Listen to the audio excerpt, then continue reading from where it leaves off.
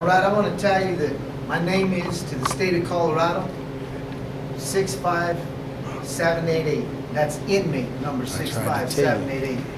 The mother my folks gave me when I was a child, born, my mother was Anthony Quintana Jr. I want to tell you a story of a kid that had dreams but had no control. A kid that had a good upbringing, a good family, but didn't want to pay attention, didn't want to listen to the good things that were around him. When I was a child, my mother and father gave me pretty much anything I needed or wanted. They cared about me. Their thought was because they grew up with not so much in their lives that they would give back to me and give back to their kids. That was their way of doing things. So whatever I wanted to do, they gave me. My family comes from a lot of musicians, people that love music, people that enjoy music. What that mean? People that have done it It just blinked professionally. up there. And so I followed that. I wanted to be a part of that. So my family gave me piano lessons, guitar lessons, because that was something that I enjoyed doing. I wanted to do that. That was part of the things that everybody in my family was doing. And I seen the enjoyment with that. I wanted to be connected to that. So they gave me the ability to do that in my life. As a child, I grew up doing that. From 10 to probably 13 years old. At 13 years old, I was already getting pretty good at some of this stuff. I did recitals, I was in different choirs, and I was pretty good at that stuff. But I started choosing friends that enjoyed stealing their alcohol,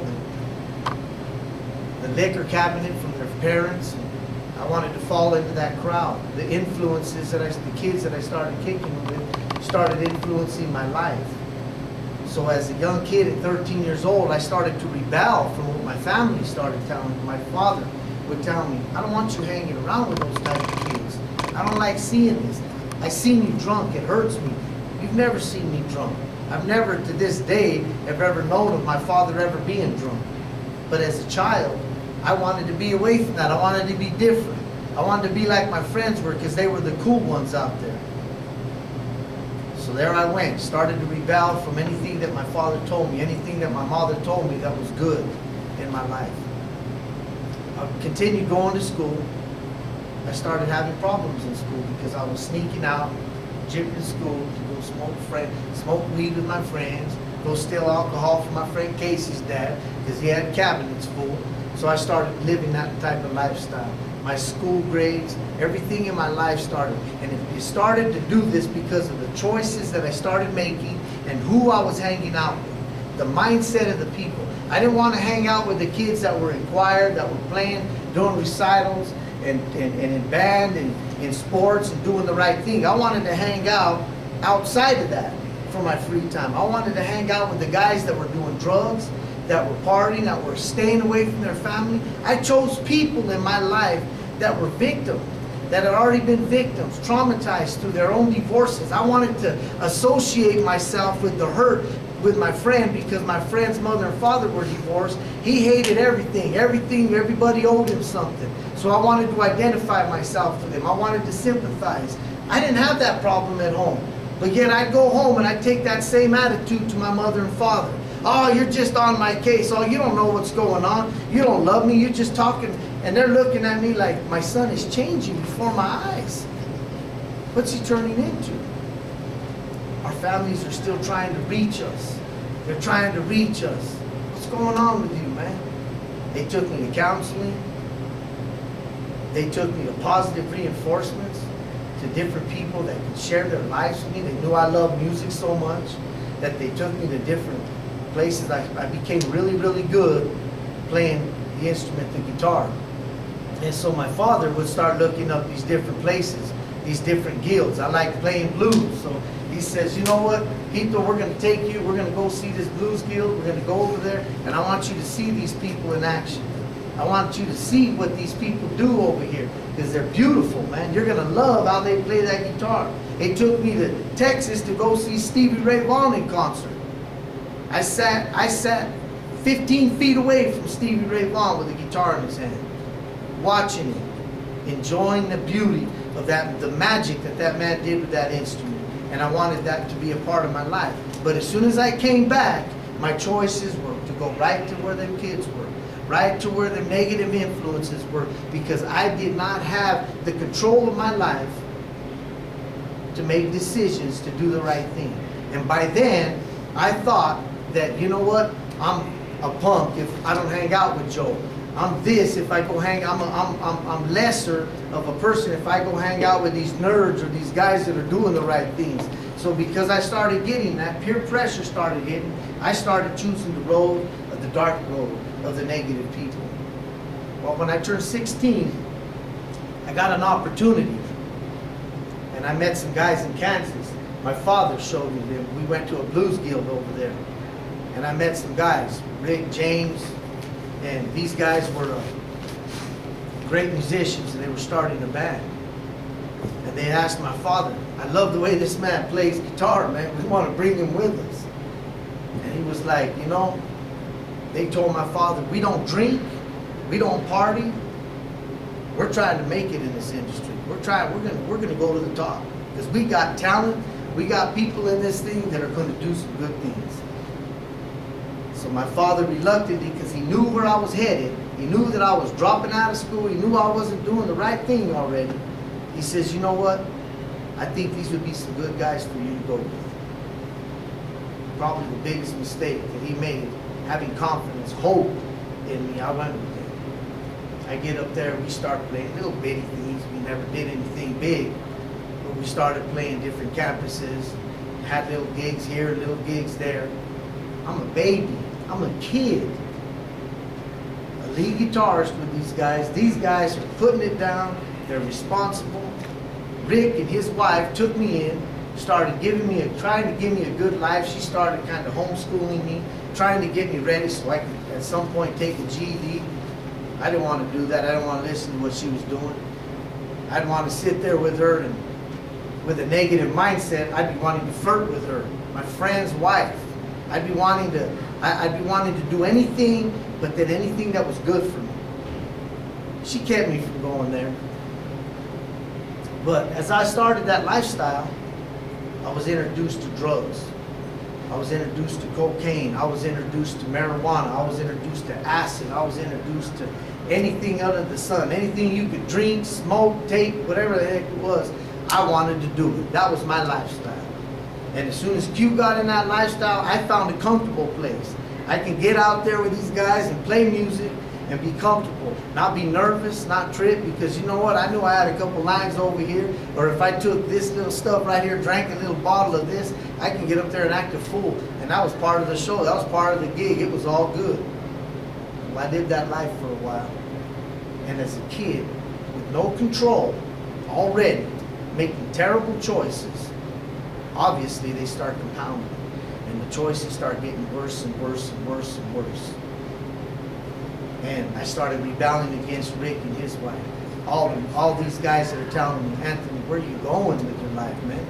All we need you to do is orchestrate this stuff, do your job. Don't worry about the girls. Don't worry about the drugs. Don't worry about trying to live fast, man. It's going to come. Where are you going?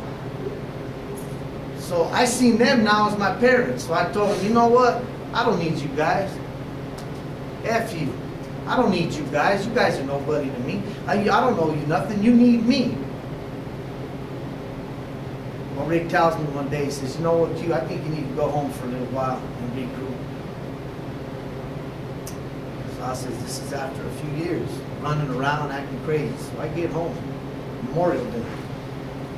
I come home, and I want to be the same big shot with all my friends. Hey, Q's back in town. What's up, Q? How you doing, man? Good, good. Where's the drugs? Who got the coke? Who got the acid? Let's party. I want to have some fun. I want to get over here and have some fun. I don't want nothing to do with the music because my little old feelings are hurt now. All I want to do is get back here, and the first people, my mother and father, when they first see me walk in, they're like, man, my baby's back. We miss you. My mom wants to make me some good food. My dad wants to kick it with me. He wants to take me everywhere. Let's go. I got a whole weekend planned. He says, come on, Ethan, let's go do a job with me. Let's go do a little job with me. Help me fix this air conditioner. I said, all right. So we go. And then that same night, I said, Dad, I'm going to go out and look for my friends. I got to go see everybody. Well, I run into, and in this story I'm going to tell you about a Russell and a Joe. Well, I run into my friend Russell. I see Russell, and he's happy to see me. This is an individual that as I grew up, my father told me from the day one, I do not want to see you hanging out with this kid. This kid is never in school. He dropped out of school at 14 years old. Please, if I ask you anything, I don't even want, and it got to the point to where I don't even want him in my house. And my father's one of the most humble, nicest guys you'd ever meet in his life, never seen crime. But if that cat would get caught in my house, he'd be like, you need to split. Get out of here. I'll tell your daddy, your mommy, I don't want you around my son. But that was the first person that I went back to. As soon as I got back into town, I went to the kid and I was like, hey, my friend, how you doing? And he says, well, I've been going through some things, Q. I said, well, what's up, man? He says, well, my girlfriend, Linda, this guy tried to rape her. And he took her and he took Shyla out a few months back and tried to rape Linda and left him out in sub-zero weather. The little girl got a little frostbite. Linda's been tripping ever since because I don't know how to handle this situation. And I was like, well, man, let's go look for this cat. Who is he? And he says, this dude named Larry. And I said, Larry? He says, yeah. He says, I think you know him. He's an older guy. I think he's 28, 30 years old. I said, well, let's go out when we're partying tonight. Show me and point him out to me. And we'll see what's up with him. So we get out, we go downtown, we walk downtown, and the first thing we do is run into another friend of mine. His name is Joe. He got a pocket full of acid on him. And he's like, hey, let's fry tonight. We're frying tonight, we'll kick it on the town, everybody wants to see us, we'll go hit some parties, and we'll do this, and we'll do that, and whoop-de-whoop. Yeah, heck yeah. So I grabbed the acid, I took the acid. We all took our little old dose of acid, and we start frying. We're drinking we're drinking out of everybody's car, going up to other friends' car while they're on the drag, and give me a hit of that, give me a hit of that. And just playing, trying to be out there with the worst crowd I could possibly think of. And so, a little while later passes, and lo and behold, Larry passes by, starts to pass by. I recognize him first as my friend, so I'm like, hey, what's up, Larry? And my friend hits me, says, Q, that's him. I look back, I said, what do you mean, what's up with him? And he goes, that's the dude that tried to rape Linda. And the little guy said, come on, man, Larry ain't gonna do that. I built cars with this dude years ago. He helped me out with so many different things. I don't see that in him. He said, man, I'm telling you, that's the dude. And so I'm kind of fried, so I say, Larry, come here, pull over. He comes over, pulls over, he's all happy to see me. First person he comes to and hugs, comes up to me and he says, man, how are you doing, Q? I said, I heard you were trying to do the music thing. I smiled, we'll talk about that. And I says, you know what, I'm here. I says, I'm probably going back here pretty quick. I says, but I'm here now. I says, you want to go party or what? Want to party with us?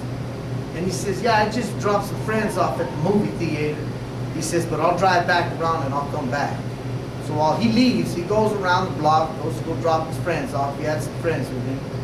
He cuts out. And when he cut out, we were talking about this. My friends were telling me, man, let's get him. Let's do this. Let's beat this dude down, man. I'm like, yeah, let's go. I said, look, man, I know this dude, but you know what? If he did that to Linda, if he did that to Shyla, I'm going to help you out, man. I don't care. Let's do it. So Larry comes back around, pulls up. Whenever you're using LSD or them type of drugs, there's a certain period of when they start to kick in. And there's a thing called peaking. That's what drugs do. You get to a point to where that drug has consumed you. That alcohol and all that stuff. And you are using thoughts in your mind, but they're amplified. And so everything that's happening around you becomes amplified, becomes wide open now. So here comes Larry. I'm wide awake. Hey, come here. What's up? Let's get in. Let's go party. I'm freaking out because I'm getting ready. I'm thinking I'm going to hit my friend over his head, so I'm going to sit in the back. So I sit behind the passenger seat. Joe sits up in the front seat, and my friend Russell, the one that told me about his girlfriend, sits beside me. So I said, Larry, let's go out, man. Let's smoke a quick joint. We'll come back in, get some liquor, and then we'll go to a party. I know where we're at. So I said, let's head out. So I directed him. I'm saying, hey, go out here. Go out here. Let's go to the south out here, south of town. So we went, pulled out south of town. And we drove several miles, probably 12 miles outside of La Junta. When we got out there, I said, pull over. He said, no, not right here, not right here. He said, let me get around this area and we'll park and then where we can see La Junta. I said, all right, cool. While we're making that comment, my friend Russell hands me a knife. Well, he hits me with it. He's poking me with the knife a little bit. And I got irritated. I was like, what are you doing? He's like, just in case, get it. He's like, do it. So I'm thinking, are we going here? My mind's tripping. I'm saying, you know what? If this dude did this, I'm going to do this. Q's taking that rational that I think is rational. Remember, I'm an out-of-control kid. Ain't made a good decision in my life. I'm thinking, yeah, this is the way we're going to go. So here I go. As soon as he pulls over, I grab Larry and I stab this dude 7 times. I pull him back and I look at him and he's just flopping over. I said, stop and turn off that car, man. I said, this is what you wanted, right, Russell? This is what you wanted, right? There he is, man. They're saying, man, well, I don't want to do this. I didn't want to do this. What are you doing? I thought we was going to beat him up. I said, why did you hand me a knife? He says, because, man. I said, well, I'm done with you. Do what you got to do. He says, well, he ain't dead, man. He says, Q, he ain't dead. I says, well, you guys do what you got to do. I'm done with this, man. I can't do it no more. He's going to die. He's done. What do you want me to do? So I went around the car. I'm tripping by myself, and I'm looking for a weapon because it almost seems like they're going to trip with me. I'm paranoid. The drug is making me paranoid. The drug is making me think these guys are going to start tripping on me. I find a screwdriver. I put it in my back pocket. I look back around, and Larry's on the ground.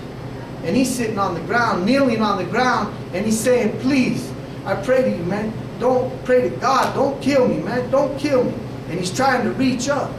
And Joe comes behind him. He grabs a rock, at least this size, from the side of the road, and crushes this dude. Bam! Crushes this dude. Crushes this dude. And I look and I'm going, what happened here, man? I look at Russell. The guy falls forward. He comes with another rock. They crushed this dude, and they just kept crushing him and crushing him and crushing him. I was shaking. I'm on a drug. And it's sobering me up incredibly.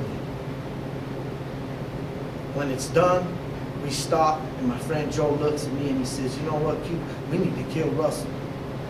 I said, what do you mean? What are you talking about, man? We just killed the dude. He says, we need to kill Russell because he's going to tell on us. Because Russell caused all this. I says, I'm not going to do it, man. That's my friend. That's our friend. What are you doing, man? Let's just get back. It's a done deal. Let's go. So we drug that body out. Kind of looking at this dude. And it's killing my heart. Russell, the only thing he's thinking of is trying to strip him of his wallet and the little things in his pocket. And I'm like, you tripping on, man. We pull this dude out. We get him out there. Leave him out there. When we got done with that, we get in the truck. None of us could drive because we was high as kites. So finally Russell said, I'll drive. I couldn't drive because I'm shaking. I'm freaking out. I got blood on me. We're all tripping. We get in there. There's blood from him on the seats. So we're kind of cleaning that. We get back into town. We leave the Jeep and we walk off. And we're not really talking to each other. When we get to Russell's house, my friend's really serious. You better not do anything or we're going to kill you. He's telling Russell. Russell's like, man, just shut up. It's over, man. I'm telling Joe, man, you need to miss all that. Let's just get out of here. I'll see you guys tomorrow. We'll figure this thing out tomorrow. Right now, we ain't in the frame of mind. Let's just get out of here, man. So we get to my house. I walk in, and once again, my father, he's happy to see me again, man. And he's thinking the best of me. And he says, what are you doing, man? We had a big old meal. Enchiladas, rice, bean, everything that you like. where'd you go? I said, I went partying with these guys, and I just couldn't even look at him. I was a whole different person. I'm high as a kite. I can't even think right. He says, well, we're going to go lay down. We're going to go to bed, man. Go ahead, Joe. I said, Joe's going to stay here. He says, all right. So Joe went into my room. I went outside, stayed up all night long. I didn't know what to do. I didn't know how to think what was going on. Well, the next morning, the only thing I could do is, we need to get out of here. So I told Joe, I said, let's go find out and see what's up with Russell. So we start walking towards the town. When we got to town, we seen Russell there. But Russell's with a cop now, and they're driving by. And we seen him. We just happened to see him as they turned up a different direction. So we run. I says, we got to get out of here.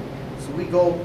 I says, you know what? Let's go to my Uncle Benny's house. He lives outside of town. I know a shortcut. We'll ask him to take us. We'll go stay in Rocky Ford. We'll go stay someplace and hide for a little while, 10 miles away. He says, yeah, that's probably the best thing we could do. So we cut out, we go to my uncle's house. I'm looking all over for him. I see his cars, I see all his stuff parked there in the house.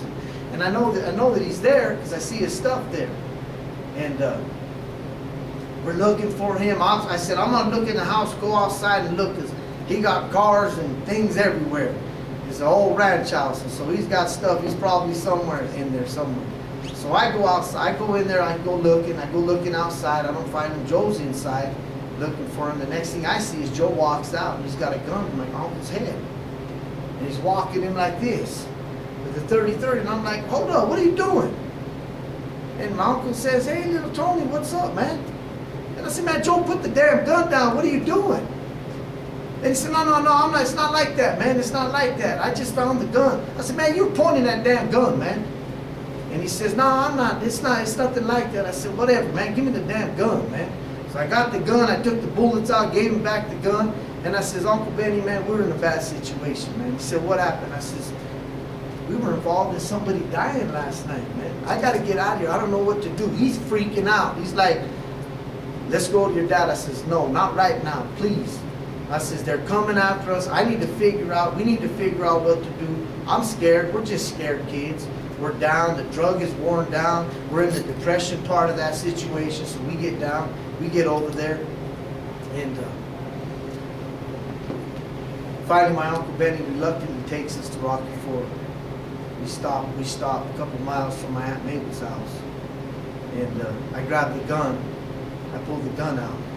And I'm looking at Joe and I'm saying, are you thinking the same thing I'm thinking? And he says, what are you talking about? And I said, I'm going to kill myself, man. And he says, well, I can't kill myself. I said, well, I'll kill you and then I'll kill myself.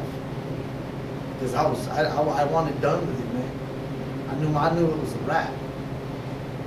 And he says, don't kill me, Q. And I felt terrible. I stepped back in myself and I was like, man, I'm going to kill my friend. I says, well, what do you want to do? He says, you know what, let's go. Aunt Mabel's just a couple blocks away. Let's go talk to your Aunt Mabel. And we go over there. I tell her what happened. And she's crying. She's in tears. And she says, what are you doing? What happened? And I says, I can't explain it. She says, you know what? I'm asking you a favor to turn yourself in before something terrible happens again. So I did. I turn myself in, I go to the police. Obviously, I get charged with first-degree murder, several counts, kidnapping of my Uncle Benny, and we're facing these charges. I'm going through court, I'm going through that process. And what I realized there immediately was all them same people that my father said, please, don't hang out with them. They were the first ones to the cops, and they lied to the cops. Russell didn't go to the cops and say, hey, he was avenging me from my girlfriend. Russell didn't go to the cops and say, look, he thought he left this little girl out there to get sick. He didn't go tell the truth. He told him that I killed this dude in cold blood and that I did the whole thing. I did it all. From the stabbing to the rocks to the leaving to the dragging to the robbing of this dude. And I'm waiting to hear what's up with Joe. Joe's just lying out his butt. We went here, we didn't even go there, and he's just making up his own story. So the only thing they have is Russell, an eyewitness. He took him out to the body. He became the hero. This is the guy that encouraged me to kill this dude. to go out there and not encourage me to kill him, but to act in a violent way. I acted in murder. I acted in a terrible way. But my friend that sat before me, immediately, the one that was crushing this dude with rocks, that was 100% involved in this thing is me, was putting it all on me. They gave him 6 years in DOC. The other one seen that happen, and a year down the road decides, you know what, I'm going to turn this way too. He writes to DA, I got information on this thing. I want to rat on Q now. DA says, okay, give me your statement then. He says, thank you for your statement, but I'm still going to give you 48 years in prison. You know, because you did it and you're trying to be a coward and trying to get out of it and put it all on this guy. Well, I got life in prison. In the penitentiary. At the time, the DA wanted to ask for the death penalty, but I was so young. They went through a big, long, drawn-out process on that. They finally realized there was so many different conflicting stuff in there that they dropped that. I ended up with life. The first day that I chose to decide to stab that guy, to act in a violent way, I became the first victim of that case. And I want you to hear me carefully here, because it's a domino effect. I victimized Larry. I victimized Joe. I victimized Russell. I victimized Larry's family. I victimized my family. It went downhill in a way I could have never believed in my life. How many people were impacted by a stupid move that I made because I thought I was in control. I thought I was Mr. Hero. How many people were destroyed on the day I was sentenced? The only thing that I can remember was looking at my mom, looking at Larry's mom, and watched two people completely destroyed, hurt, broken. Because the judge looked at me and he says, you know what, I have no regrets with sentencing you to life in prison because of how you acted and what you have done. And he made me face the families, my mother and father, and everybody that I've ever known in my life that was there for me. I had to face it. I had to face the music of what I did because I couldn't make good decisions. I didn't have no control over my life. I thought I was in control of my life. I'm going to blame the drugs. Drugs have nothing to do with it. I made the choice to do the drugs. I made the choice to hang out with people that use the drugs. I could have stopped that a long time before that. So to sit and say that I used drugs or anything as that would not work. Well, as a baby, I came to the penitentiary and I realized what this life was all about. I realized that I had to sit in my cell, and you know what? Even though my mother still had her son, I still had to watch her walk through these doors, even to this day, hurting, wondering. It's a torment of hope. Will my son ever see daylight again? Well, the state of Colorado says life in prison. That's what you're going to do because of the stuff that you did. They don't want to see that. I don't care what you were doing. I don't care about your nice guy stuff. You killed somebody. You took somebody's life. And you cannot escape your past. You can't change it. 12 years after I killed this guy, I was involved in that. I go to the Ordway Penitentiary. I have a hurt back at the time. And as I walk into the penitentiary, I see that this is a cool place to do time. I'm right here by home, and this is all going to be good. I hear Ordway's the place to do time. I'm finally going to get a break. So as soon as I walk into Ordway, I realize it's just a prison like any. This ain't no cool place. This ain't no good place. It's just the same thing. While I'm going through the process of the 7-day lockdown, my back is hurt. I'm starting to get uncomfortable because I'm still in a 7-day lockdown. It's uncomfortable.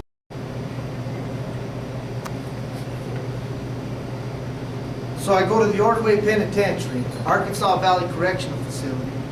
And as I'm there for the 7-day lockdown, I my back is hurt.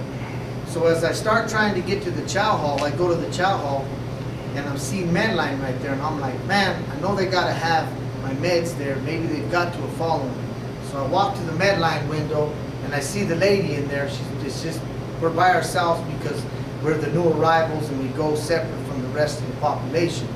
So I walk to the window and I says, man, my back is in bad shape. I'm on the 7-day lockdown. I just got down here. I really, really need my medication. And she looks at me and she says, let me see if I can find it. Come back after you eat on your way back and we'll see if I can find it. So I get back, I go eat, come back, and as I'm walking to the Medline window, Mr. Hartley there, Major Hartley at the time, and Sergeant Joe Fisher were standing right in front. I know them both. I grew up with Joe Fisher. I've known Major Hartley, now Warden Hartley, for many years. And he looks at me and he says, be careful when you walk in there. I'm counting on him. I'm looking at him, what are you talking about? So I walk in the window and the lady comes and she says, hey, I found your card, I found your card. And I look at her and I says, ma'am, you're an angel. She walks up to the window and she looks at me. I said, tears in her eyes. She says, Tony, am I an angel? And I looked at her name tag. And the only thing that I could remember was stepping back in my life was sitting in that courtroom and looking at my mother and looking at Larry's mother. And I realized this is Larry's mother. How do I deal with this? How can you go to the window? I didn't want to touch the card. I just felt immediately like a monster, terrible, horrible. Because 12 years later, and her pain had not changed. You don't erase something from that. You can't. And she came up to me, she pulled me to the window, she says, come here. She said in Spanish, Dios te bendigo. That means go with God. It almost seemed like that was her way of giving her forgiveness. And she tried to grab my hand, and I just put my hand there, and I couldn't. I was shaking, I was freaking out. Major Hartley walked in behind me, he says, I need you to consider something. Would you go talk to her in this room? And he says, you do the right thing, do I need to cuff you? And I says, no. I went in the room and I sat down, and I watched this woman look at me and says, I couldn't even look at my son to say goodbye to him, because he was destroyed by the locks. It's a closed casket. And I told her, no matter what anybody said, I apologize to you from my heart that I deserve to be here because of my actions and what I did. Plain and simple. No matter what anybody says from this day forward, I did that to your son. And I'm sorry for that. She hugged me. There was really not much left said, and I left. I want to tell you something about dreams. As a young kid, I had dreams. And I had all the tools, the family, and the support system. But when we choose to follow our own direction, when we have no direction, when those people that are around us give us direction, but we choose to do the things that we want, we destroy our dreams and our hopes. Because the end result of that, when we start choosing to make bad decisions, is prison. And in my situation, it was life in prison. I'm doing the rest of my life in here. I drew this picture of myself, and it's only a dream. And I'm saying, the past is our definition. We may strive with good reason to escape it, or to escape what is bad in it. But we will escape it only by adding something good to it. And the only thing that I have left to add in my life is trying to reach one of you kids, one of you people, and understand that, you know what, man, we can't do this on our own. And when we're young, one of you guys got to understand that I've been where every one of you have been. I promise you, I've been where every one of you have been when you disobeyed and didn't care. But I'm going to tell you something. When you're sitting behind these walls of prison for the rest of your life, I promise you, the remorse that you have for what you did is a living existence every day of your life. Because if you don't feel it, you don't exist.